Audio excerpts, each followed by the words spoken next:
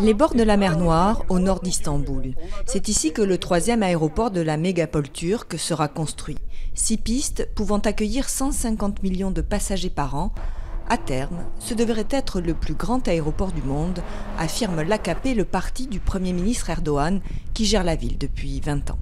Pour l'instant, les éleveurs du coin ont du mal à l'imaginer. Tout ce qu'ils savent, c'est qu'ils vont devoir vendre leurs terres à l'État et partir ailleurs.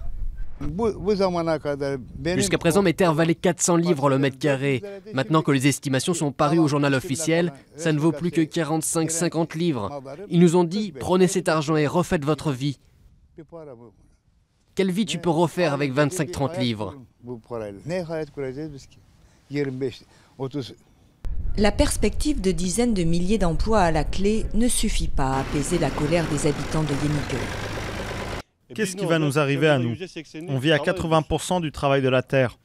Regarde comme elle est belle cette mer. Tout ça va disparaître.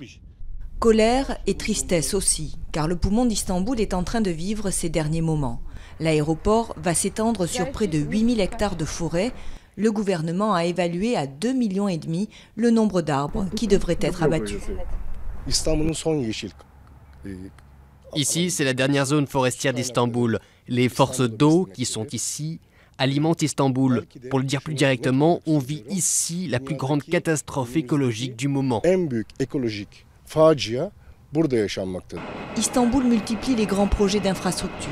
Après l'ouverture du Marmaray, le tunnel sous le Bosphore qui relie en 4 minutes les rives asiatiques et européennes, un troisième pont est en construction.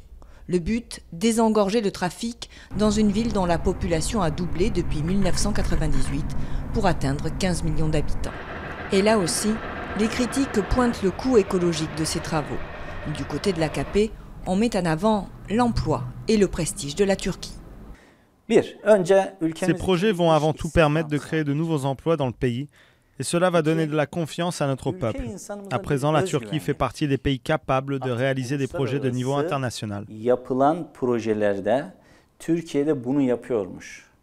Mais les habitants des villages touchés par ces méga-projets n'ont que faire des ambitions de leur Premier ministre.